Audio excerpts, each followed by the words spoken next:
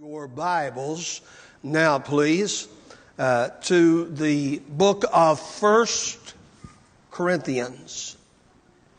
1 Corinthians chapter number 15.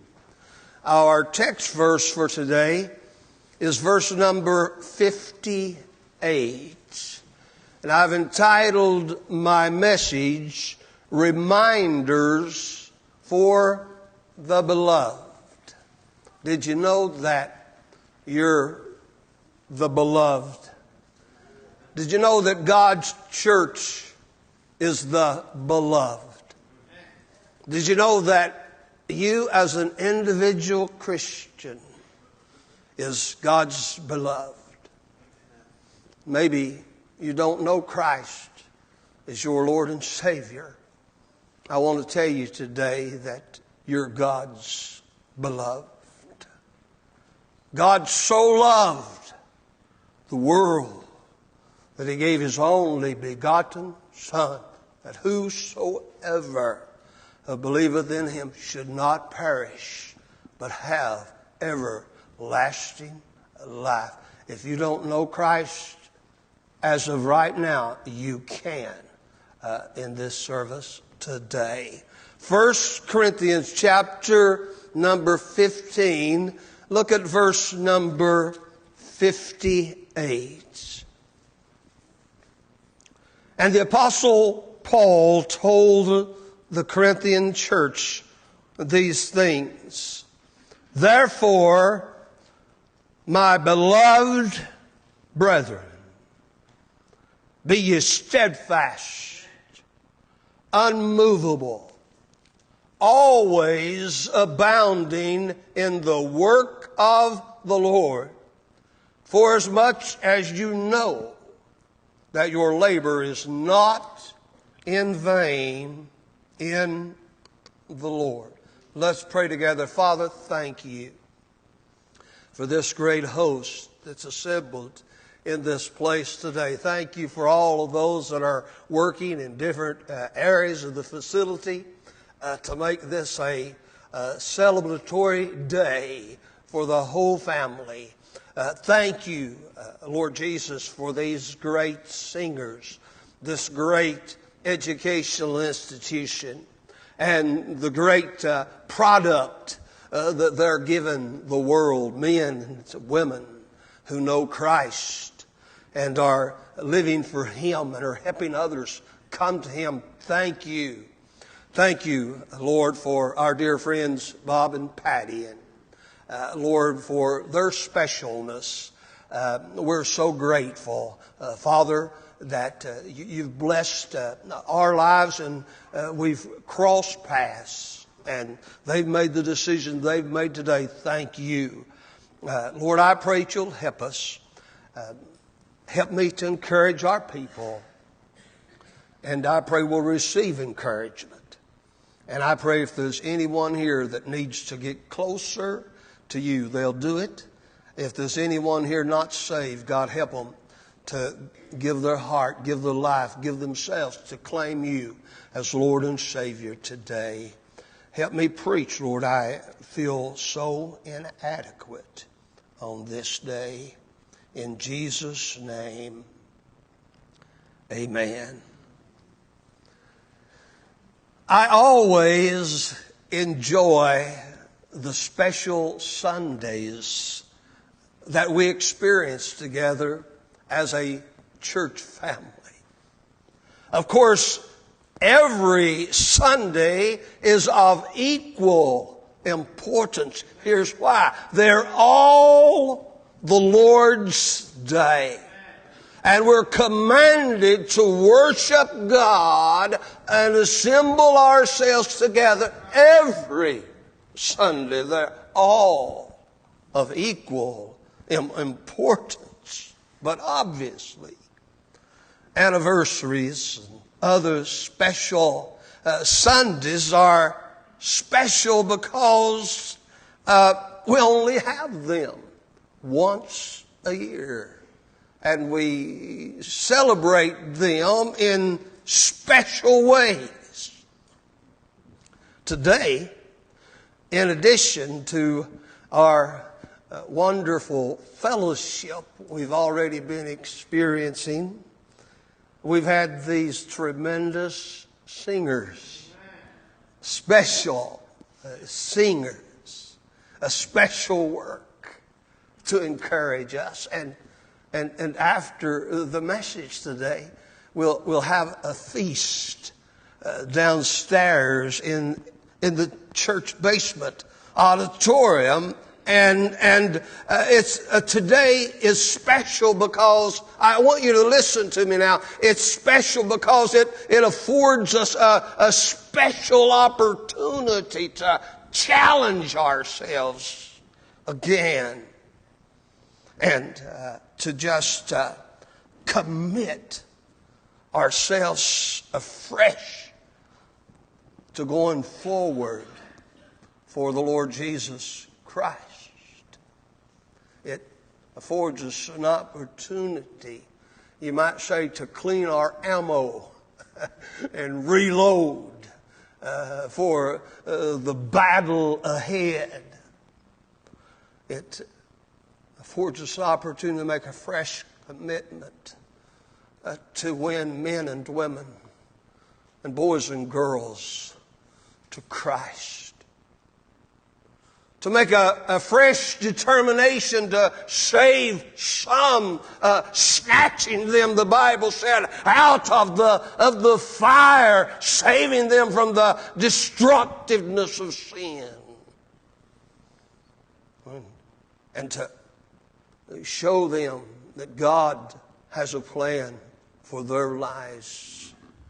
And I hope that we will do that in today's services. So, if you'll listen to this old pastor, if you'll give me your kind attention for a little while, here's the thoughts I want to bring to your attention from this text. It's about reminding the beloved.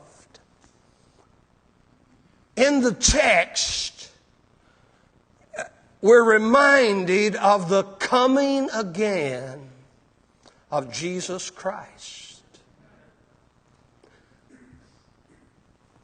In the text, we're reminded of God's command to be faithful, to stay faithful.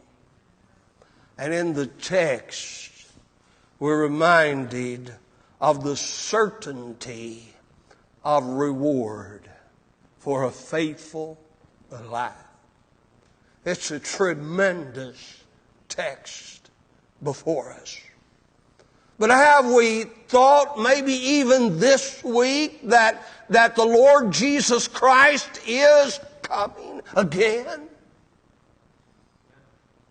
Have we been so wrapped up in the world around us that we just kind of forgot that the trumpet of the Lord could sound and might just sound and we'll be out of here? Well, because of our tendency, the Bible said to let them slip. The apostle reminds us.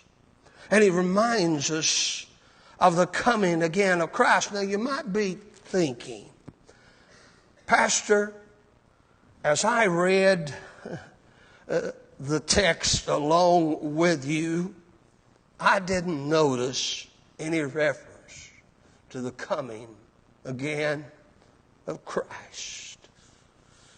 Well, I agree. There's no direct reference in the text we've just read to the coming again of Christ. But what I want you to notice is the first word of that text. Look at it. It says, therefore, doesn't it? The word therefore means for this or that reason. The word therefore means consequently. It means as a result. You might remember it better like this. The word therefore means because of. And here in our text, the word therefore calls us back to the previous statements just made. It calls us back to verses number 50 through verse number 58. And when you look at those verses, it's clear that the subject is the coming again of Christ. And the apostle is saying, because he's coming. The coming again of Christ. Let's walk through the Scriptures. First of all, I want you to notice verse 51. Behold, I show you a mystery. Now, a mystery, you probably already know, is something unexplained, or it's something previously unknown. It's something that had been, so to speak, kept secret. And if you read throughout the Old Testament, there are a number of references to the coming of Christ. Jude tells us that even Enoch, who walked with God and didn't record any scripture per se, but it was handed down, some of the messages that he had preached. And one of those messages was that God's coming back. He's coming to earth. So the world knew, most people knew a little about the subject of the coming of Christ. But the manner in which he would come and eternity would begin to unfold had not been revealed to them.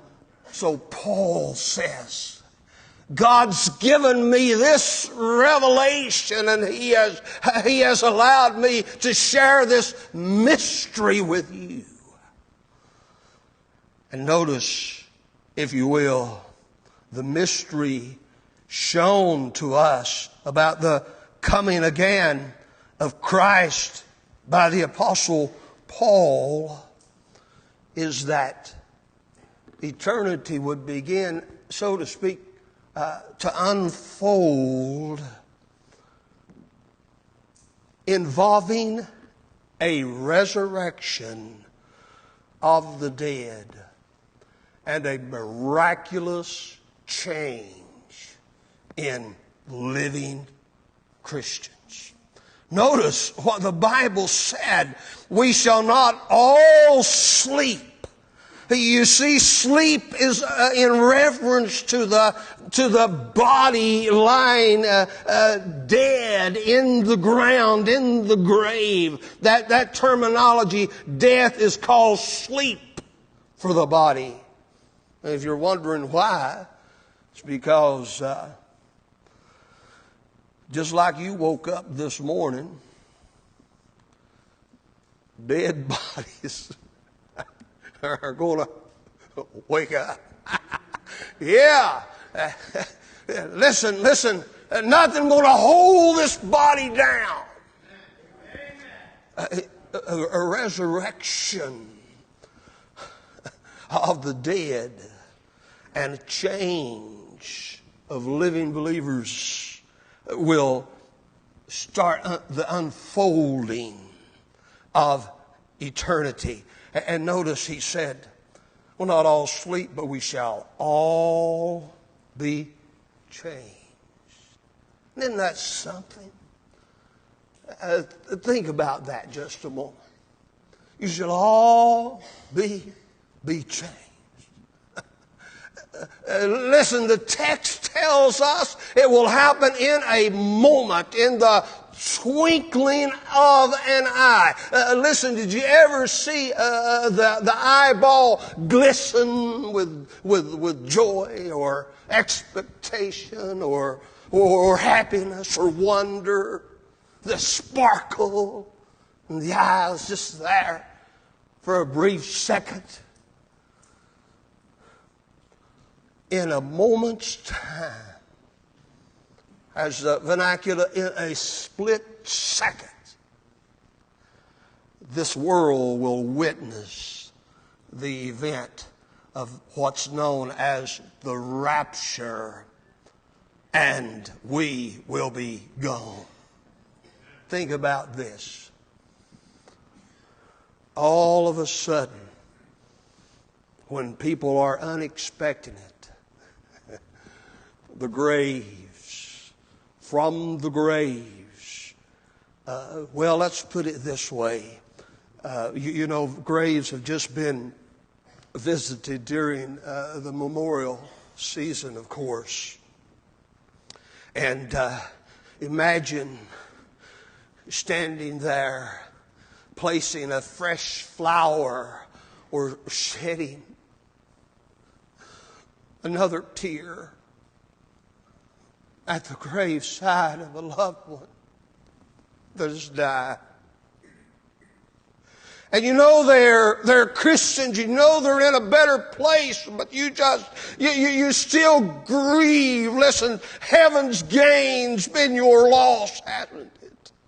And the tears coming down the eye, and you know, because you've trusted Christ, that you're going to heaven one day. And you know that you will see them again. But you didn't expect this, and all of a sudden there's a rumble from the sky, the sound of a trumpet, and you glance away from the grave to the sky, and before you know what's happening, that loved one comes up out of the grave, amen, and starts ascending up into the sky. And as you behold, you that are alive, you're changed immediately and join them in the ascent. Hallelujah. Isn't that something? Can you imagine that? Can you imagine that? Well, that's what the Bible says will happen. And the Apostle Paul said, remember, beloved, that this could be the day, this could be the week, this could be the month, this could be the year that Jesus Christ comes again. And eternity begins to unfold. And it all happens in an instant, in the twinkling of an eye. I've read these passages many a time over the years at the graveside. It's mentioned in 1 Thessalonians chapter 4 also. And it says, the Lord himself shall descend from heaven with a shout, with the voice of the archangel, the trump of God. And the dead in Christ shall rise first, and then we, which are alive and remain to the coming of the Lord, shall be changed and caught up to meet the Lord in the air. I wonder what the world's going to think of that. I wonder how the news media will spin that one, buddy. Amen. I wonder what the liberal liars, I wonder what they'll do with that one.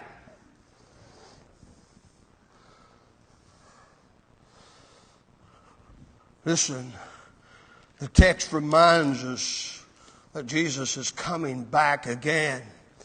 And listen, he tells us this resurrection and this change of living believers must happen because, look at verse 50, flesh and blood cannot enter into the kingdom of God.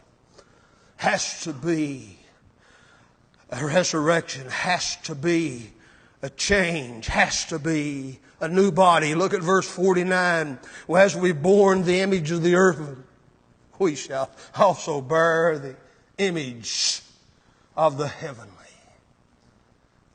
Wow. What are you going to look like in glory? The best I can, let me explain it to you this way. The best I can understand the Bible, 1 John said, Beloved, it doth not yet appear what we shall be, but we know that when he shall appear, we will be like him, for we shall see him as he is. Somebody sees you walking down the street of gold. There comes Jesus. No, that's Pastor Raines. No, that's Jesus. No, that's Pastor Raines.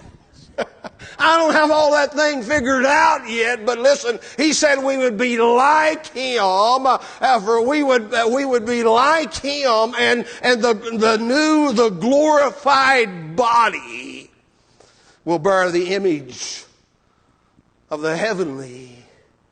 And yet at the same time, we will know as we have been known. Hey, I remember you. You represented Crown College. But you sure look a lot like Jesus to me. Does that make any sense? But really, that's why you learn from the Scripture. Listen. We have this great experience coming because of the Lord Jesus Christ. Look at verse 57. But thanks be unto God, which giveth us the victory through our Lord Jesus Christ. It's because of Jesus we have this experience. We know this event. He said, therefore, because of this event,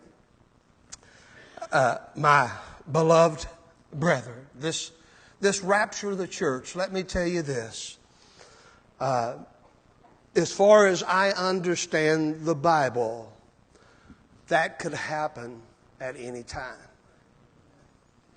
There's really no prophecies that must still be fulfilled before the rapture occurs, before this event transpires. But let me tell you this, as I get you to remember. The text speaks of both death and the resurrection. The text speaks of both the dead in the graves and the living looking over the graves, like you and I here today. And this we know with absolute certainty. One of these events will happen to every one of us at some time in our lives. I don't believe the Lord's coming back that quick, preacher. Well, when you reckon you'll die? The Bible says it's appointed unto man once to die. And after this, the judgment. Now, won't you admit to me, won't you agree with me that you don't know when you're going to die? Did those kids in Texas, Santa Fe, know that they were going to die that day? Did those two substitute teachers know that they were going to die that day?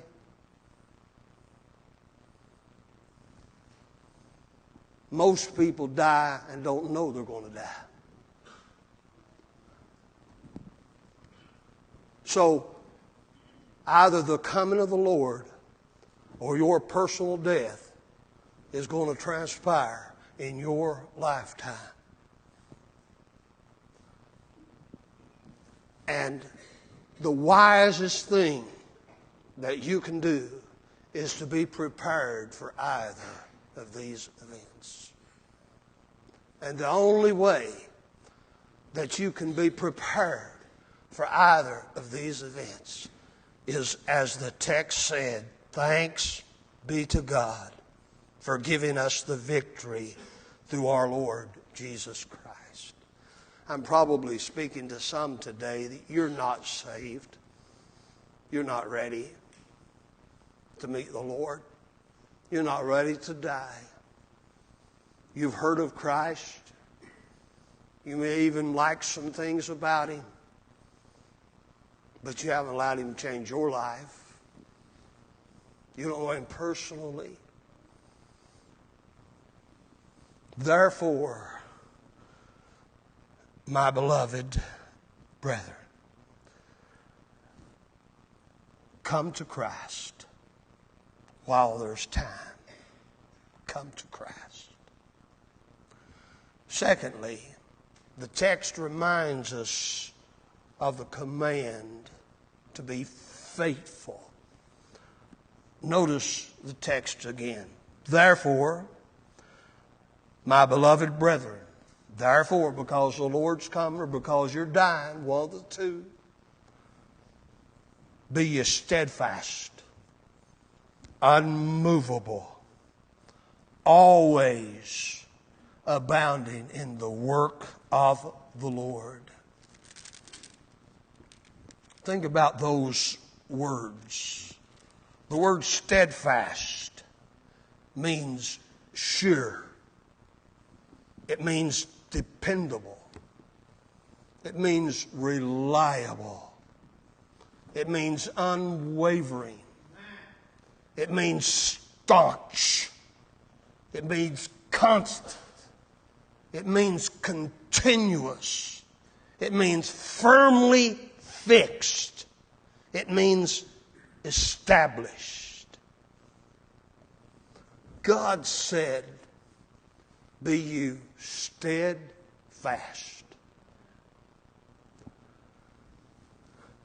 Reminding us to be steadfast, sure, dependable, reliable, unwavering. Let me ask you a question. Can God depend on you?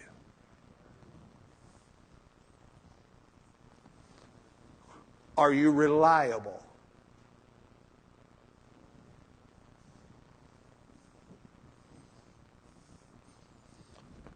Are you continuous?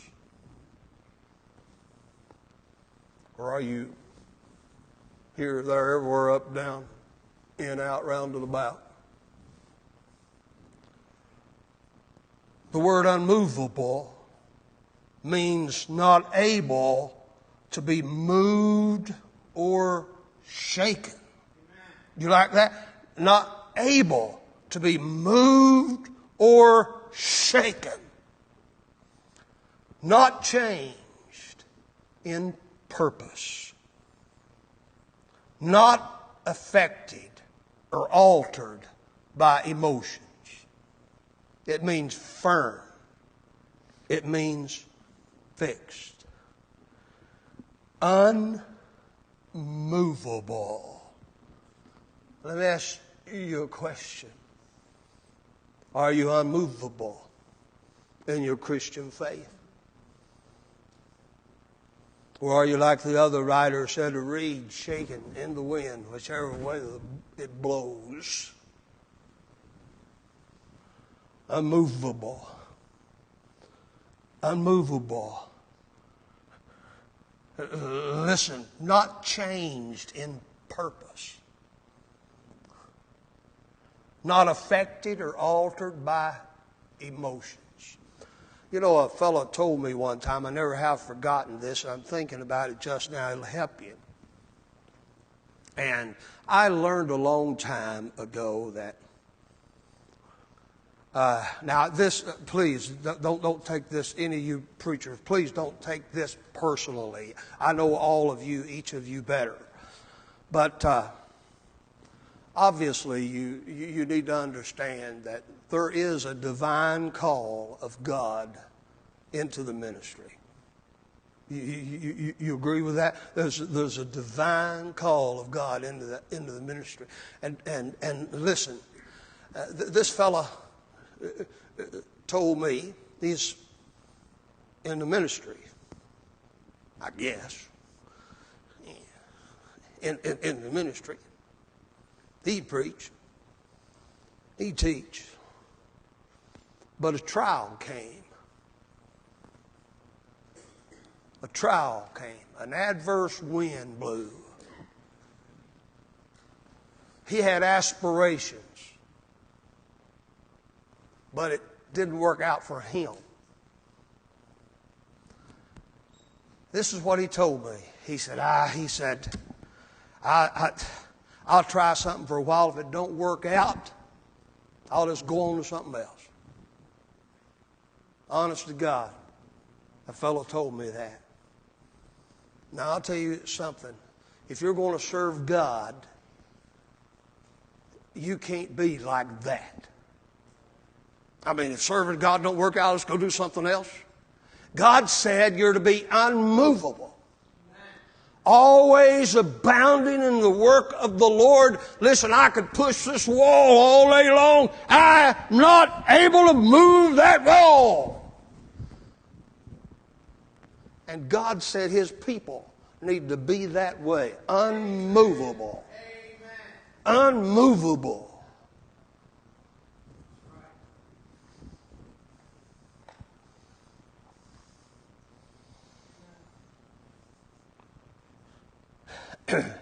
Yeah, I'll just go do something else. Well, you may as well. Just go do something else. The word abounding means providing a great or plentiful supply. So, obviously, the text reminds us of the command of God to be faithful. Listen, what does a founding pastor like me say after 38 or 39 years as a church family? What do I say to you that I've pastored for 39 and I've pastored you for 39 and a half years? What do I say to you today on this your special day? I remind you to be faithful. Amen. I remind you to be unmoved. I remind you to be steadfast. I remind you that quit should not be in the Christian vocabulary. I remind you to keep on keeping on. Now notice this word abounding.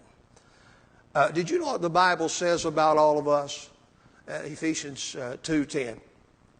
We're saved by grace, of course. It said we're created in Christ Jesus unto what? Good works. What did God do? That He has before ordained that we should walk in them. Now you know that passage, so add that passage to this statement, and here's what you have. The apostle said, abound. Do plentiful good works for God. Have a plentiful supply of good works to offer Christ on Judgment Day. Abounding in, what did he say? The work of the Lord. Let me ask you something. Have you done anything extra for God? You know, some people just do the bare minimum. I remember years ago, back in the 80s, I was working a secular job, and a foreman told me what their superiors told them about the guys working in his shop. Said some of these guys, they're going to do the least they can all the time, and some guys will work. So he said, you got to get all the work you can out of those that will work. Now, I thought to myself, that's a pretty bad philosophy. You ought to fire all them deadheads and reward those that would work. Give them a raise. But that's the way it was. Union shop. That's the way that was. But let me tell you something. God said, abound in good works. He said, do more. Plan on doing more. Here's what I want you to understand, folks. Yesterday is gone. It'll never be back. Today will soon be gone. It'll never be back. All we have is tomorrow, if God in His grace give us to tomorrow.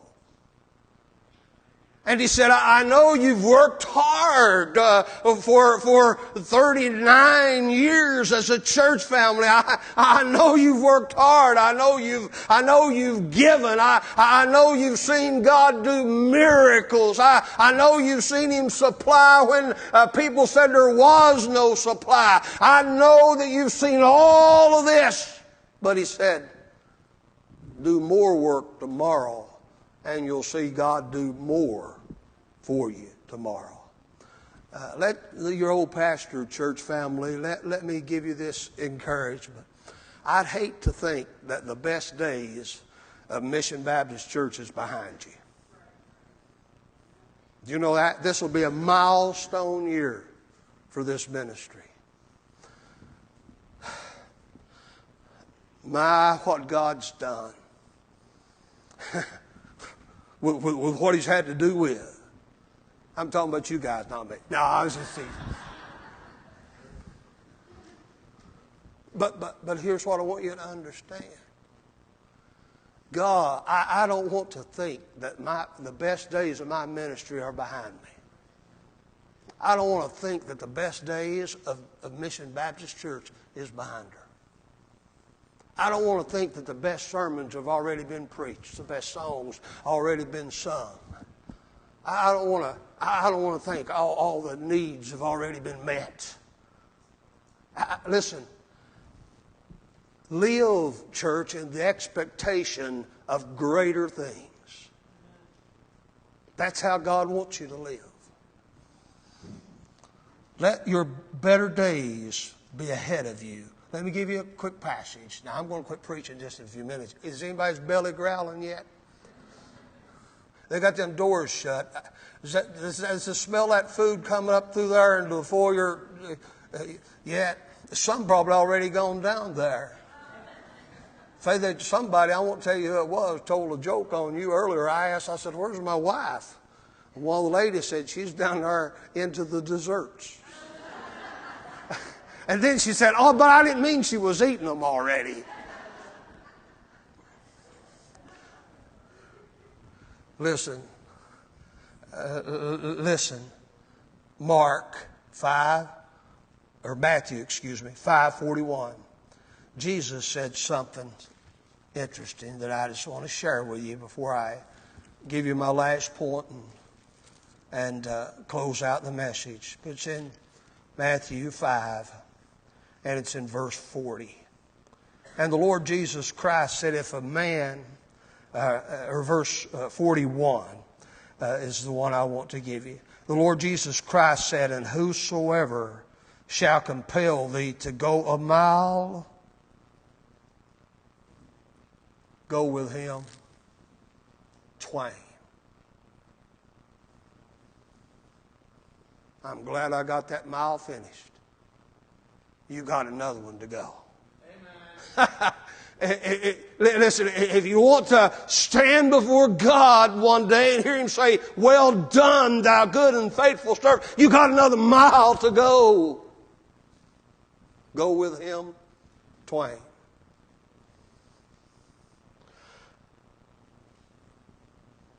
Is our best days ahead of us? and not behind us. Lastly, the text reminds us of the certainty of reward. Notice the text once more. For as much as you know that your labor is not in vain in the Lord. Now clearly, we're assured that our labors for the Lord will be rewarded. Hebrews 6 and 10. That which you do for the saints, that which you do in service to the Lord, for the family of God, for the people of God. Listen, your works, he said, are certain to be rewarded. In fact, he said, God is not unrighteous to forget your labor, which you do show toward his name's sake. Friend, the text reminds us that your labor is not in vain in the Lord. And here's how I want to conclude the message. Here's what I want to ask you to consider. Haven't we learned already from the past that God blesses and rewards? Haven't we learned that? You know, this church among countless others, haven't we learned that God blesses and rewards faithful labor? You're where you're at today because God blesses and rewards those that follow his leadership and serve him. This is a miracle of God, a provision of God that you're experiencing today. We've already learned that God blesses and rewards faithful labor, haven't we? Can anybody deny that? Then, presently, I see God's blessings and reward for my daily labor. I see God blessing. I see God rewarding. You see God blessing. You see God rewarding, don't you? And then I'm promised that God will not only reward us in this lifetime, but in heaven. Let me give you probably the most wonderful words. There used to be a song that was sang years ago. I don't remember the title of the song, but it had these words: the sweetest words I ever heard were I like the part where he told about a mansion he would give. But the sweetest words I've ever heard were I forgive. I believe that. But let me give you, for the Christian, the sweetest words that we can hear past this veil of tears, past this mortal life, past this earthly sojourn. The sweetest words we can ever hear when we reach glory, when we're in heaven with God and all the redeemed of all the ages. When heaven's our home,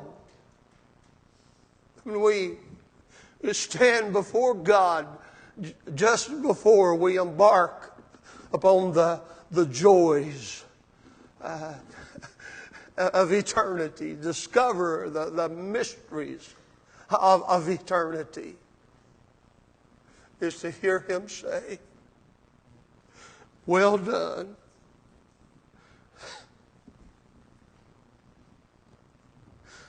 Thou good. What's the next word? And faithful servant. enter in the joys of the Lord. As you've been faithful over a few things, I'll make you rule over many things. Can I just give you the testimony of this old pastor? Oh, how I want to hear those words. Well done, thou good, faithful servant. I'd give up my mansion, and like the old song, it wasn't too scriptural, but they used to sing it because it just kind of described the humble as the heart. Lord, build me a cabin in the corner of glory land. I'd give up my mansion for a cabin in the corner of glory land if after I heard him say, well done, thou good and faithful servant. I want to hear the words more than anything in the world. Man, I don't want to die a quitter. I don't want to die stopping short of the finish line.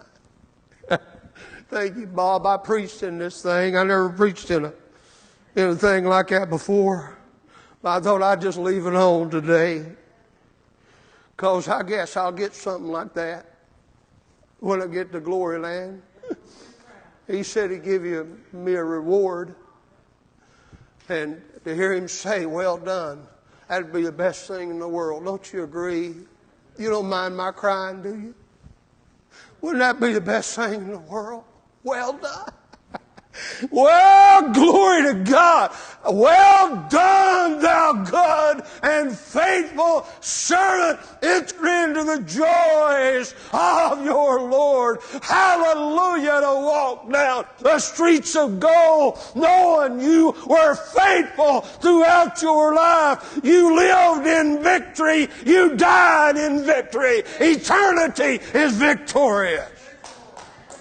Give God a hand. He deserves it.